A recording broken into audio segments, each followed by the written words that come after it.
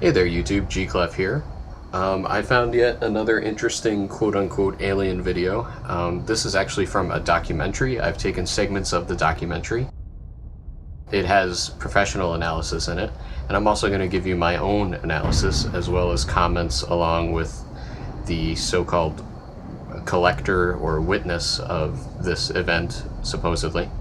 Anyway, I hope you enjoy. Here it is. He said he had a tape of a space alien, an ET, that was being held in a military installation in Nevada. I'm not sure as a prisoner or a guest. And he had this on tape. What is your occupation at Area 51? I won't answer that. I have had reason to be present at Area 51, but I'm not going to clarify whether or not I was there as an employee. Are you saying you were there as a visitor? I'm not going to specify why or in what capacity I was there, only that I was there. Can you tell us how many times you were there? When I agreed to this, my fundamental ground rule was that I would not be asked to divulge personal data that might help pinpoint my identity. If you continue to ask questions that are out of bounds, I won't hesitate to terminate this interview. Are you saying that the number of times you were present at Area 51 is enough to pinpoint your identity? Any specifics will narrow the field of suspects. Of course, I could lie. Let's say I've been there 47 times, or anyway more than once. Let's turn to the tape itself. The copy you've supplied is not the original tape. No, Was the original at Area 51 when you copied it? that's out of bounds. Is it fair to assume that the copying of tapes at Area 51 is heavily restricted? You can assume anything you like. I would say that's a fair assumption. That's obvious. I will say that this tape was copied under special circumstances. Otherwise, copying it would have been impossible. Can you be more specific? More specific? Okay, I'm sure they've figured this much out already. Recently, there was a wholesale transfer of video documentation from analog tape to digital disk storage. In a couple of instances, this allowed data to leak from a highest security system to a less high security system. Even so, this particular tape was the only... I think that's about all I'll say about that. And that's all I have to say about that. Was there something about this particular clip that made it more accessible to be copied? Not necessarily, no. Was there something about the content that caused them to file it differently or give it special handling? This interview was terminated. The interview resumed only after a discussion of the ground rules. Have you personally seen the alien being that appears in the tape? Yes, I have, but I stress I was not necessarily present at the interview session that appears on the tape. I'm not going to be specific. I may have encountered the being at another time. What can you tell us about the alien interview we're about to see? This one is rather recent, very late in the series. The interview process has been ongoing since the being arrived, which was in 1989. Approximately twice a month, they sit it down for a session that generally lasts from 3 to 5 hours. If they try to go longer than that, or if they schedule the sessions more frequently, the being becomes unresponsive. There's a fair amount of infighting among the scientists from different disciplines to get their questions asked. What has the alien revealed? Various minor technical details of the saucers. The physicists and engineers are frankly frustrated. They feel the being is withholding information. Possibly concepts are getting lost because all the information has to come through a telepath. The information has to come through a telepath. The information has to come through a telepath. But also it may be that the bulk of their scientific knowledge is just too advanced to be translated into our primitive conceptual framework. It's analogous to if a human scientist were to try to translate quantum mechanics into the grunts and screeches of a chimpanzee. You removed the soundtrack from the tape before you turned it over to this program. That's correct. I can't allow the voices of the project personnel to be heard by the general public. There's a very good chance their family or friends on the outside might recognize them. Isn't your purpose in releasing this tape to expose Area 51 to the world? My purpose is to expose the existence of the aliens, not compromise these individuals. I made the decision to come forward. I'm taking precautions to protect my own identity, and I don't think it's fair for me to put these others in danger of exposure. In any case, the interview on the tape went nowhere. It was interrupted, as you'll see.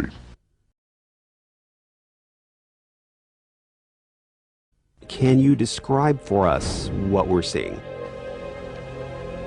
All right, we're looking at the interview suite at S4. It's kept dark for the comfort of the aliens.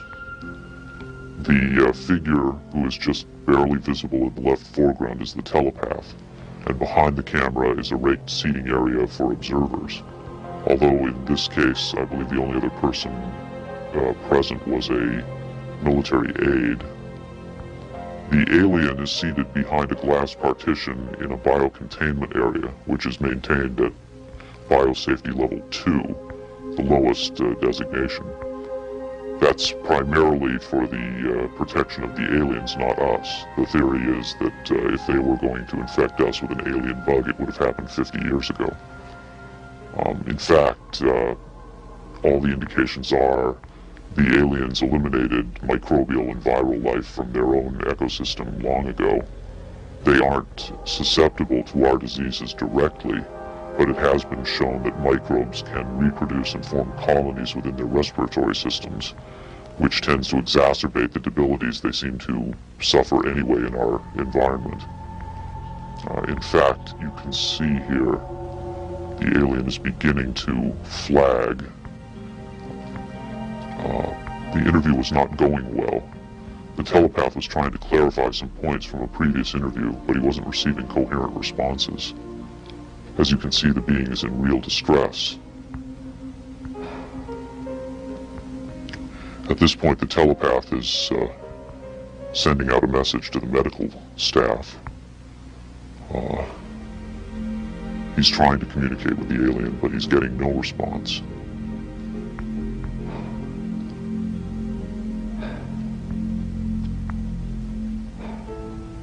There's very little he can do. There's no direct connection between his space and the biocontainment area. That's the aide stepping in on the right. The medical staff should be there by now. They're slow in responding. There they are. I have to say the medical personnel at S4 are less than first rate. They tend to be selected for their willingness to keep secrets rather than their medical competence. By the way, he's not shining that light into the eyes. It looks that way, but in fact he's checking for hemorrhaging around the eye sockets and in the nasal cavity. I'm sorry. It's very hard for me to watch this.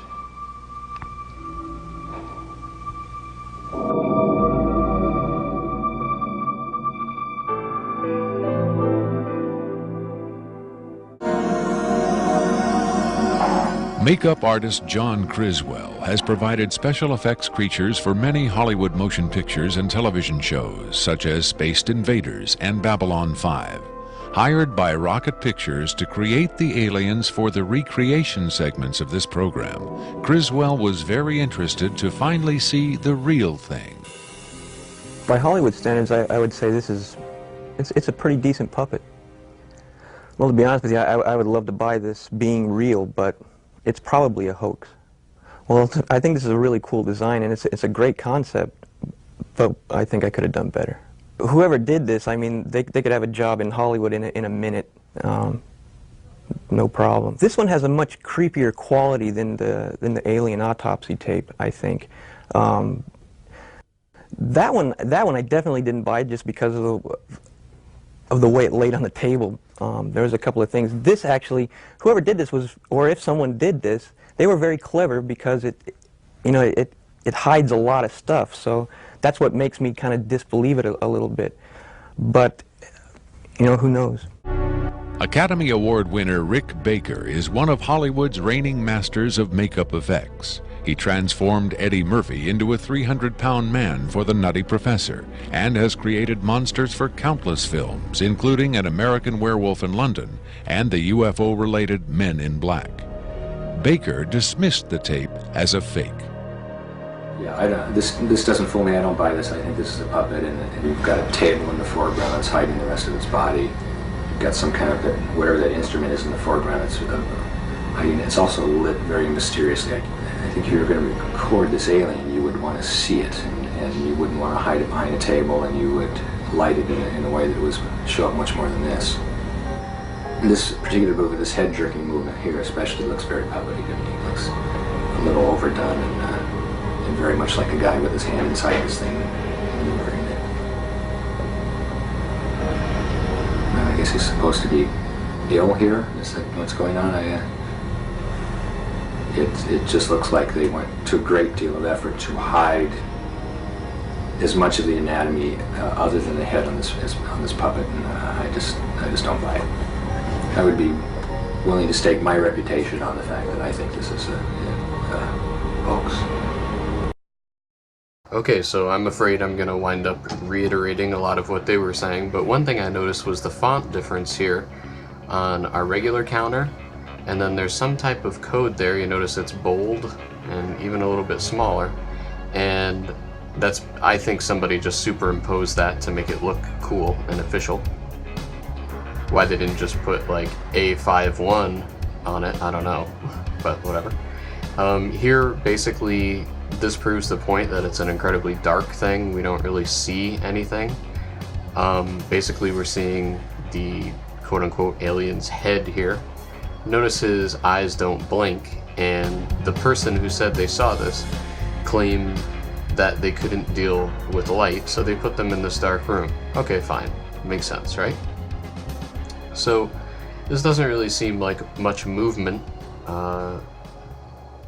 The head is basically just going back and forth. This little dip really shows me that a puppeteer is changing positions and getting ready to do something. Specifically, the head jerking movements afterwards. So, I also feel the soundtrack has been removed because A, they didn't want to deal with it in the first place, and B, if this camera happened to have a microphone, which the analyst in this documentary said it was just a film, so they may not have had a sound guy or something. Why would you want sound anyway? You know, why bother? Especially since this was clearly done on a budget. They didn't try to make the rest of the alien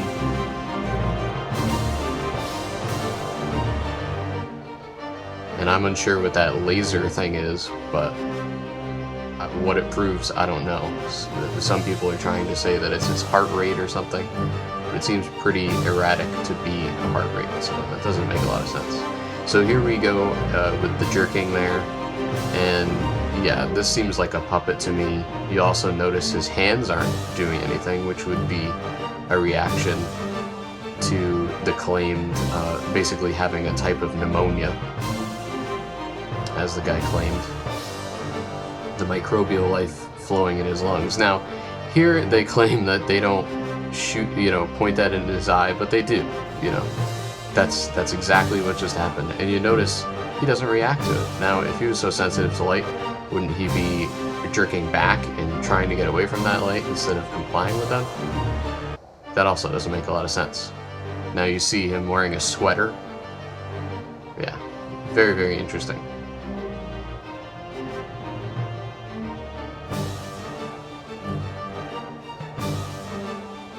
And that's the end of it.